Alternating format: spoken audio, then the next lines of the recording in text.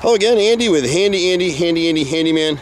You can reach us at 770-912-2829. We're out on a house in the Morningside part of Atlanta, and the buyer's agent on this one has brought us out, so this is another one of our inspection repairs. And this is a great house. This is a homeowner that's lived in this house probably for 20, 25 years. He's done a lot of work on it over time. And you know, and it's so hard to keep up on this stuff, so he's tried to stay up on the paint. And he's really done a great job, but he's just got some areas of rotted wood that the inspector came up with, and there's a few things inside, but nothing major. We're at the left side corner here of the main house, and you can see what's happening is this gutter just gets a ton of water right here. They put that splash guard to keep it from dropping water right on the electrical meter, but that fascia board underneath it's totally rotted, and the rake board to the left is rotted as well. The rake is this. They cut it down so they could slip this gutter in here, and they just put a smaller piece of trim right here. But this area right here is all rotted out. So we'll need to fix that.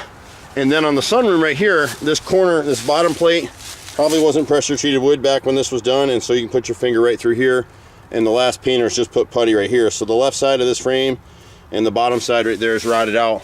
He's got 3x4 inch downspouts. He does need to clean the gutters. And people just forget to do that. And so the thing to remember with these inspection report repairs is the buyer and the seller are now going to agree on an amendment, and they'll decide what repairs are going to be done.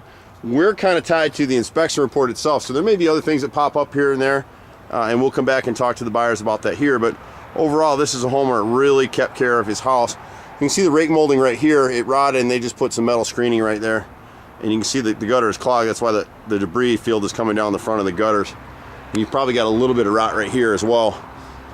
People always ask us about gutter guards and screens. Really don't recommend it at all. It's typically a waste of money, because what the guys at the home shows won't tell you, those real expensive products, you got to maintain those too. So if anybody ever tells you, hey, it's maintenance free, shake hands and walk away, because if they worked, they'd be on my house. And this basement door right here is kind of a custom door. Back in the day, this house probably once upon a time was heated with coal, and this actually was probably used more as a coal chute than anything else. So the trim and the frame on the left and right sides are just rotted. You can't buy this dimensional lumber anymore, so we actually have to make it. My brother's a master carpenter, so we'll cut it down, and you'll see all the tools will be spread out here in the driveway doing it. Most everything's in pretty good shape all the way through. There's a little bit of rot on the right and left side of this upper basement window frame.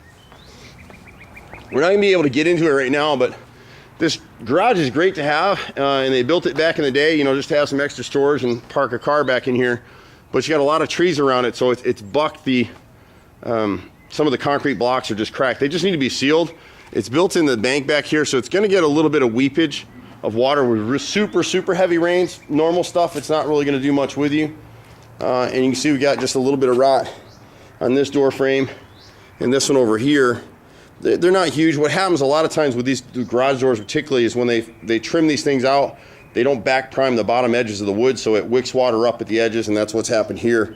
Not once, but twice, because they made the repair once, and now it's rotted out again. And we got the same thing a little bit on this garage door here.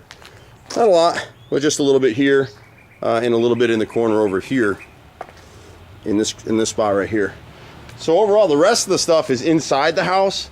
We'll just show you real fast back here.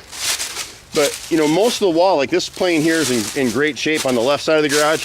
It's mostly to the rear and the left. You know, we'd recommend that we just seal these edges of the roof line here with clear elastomeric sealant, just to keep the water from getting underneath. But they had some really old rotted timbers in here that were sistered once before. They just weren't sistered properly, so we'd go ahead and actually replace that wood with new stuff. And as long as the new owner keeps this gutter clean back here and keeps these leaves raked away from this area as much as possible, if it were me, and it looks like they sort of did this, but you could upsize this downspout right here, and I would actually probably put it on the other side of the garage and put maybe a 4-inch round drain pipe to just drain water to the front corner of the garage. So you'd want to create like a sluice behind here to kind of like a French drain to catch the water at the back of the garage, so it doesn't seep against the wall. You just have to know it's here and just maintain it every 6 months or so and make sure it's clean and sealed. But that's what I'd recommend that they do on this side. And then after that, you're in pretty good shape as far as the garage goes. So anyway, pretty much do everything. This is a great house. We'll be happy to help the parties out here and get it done. I'm Andy. I've been out here for 25 years. It's hard to believe. You can reach us at 770-912-2829. Take care. See you at the next house. Bye for now.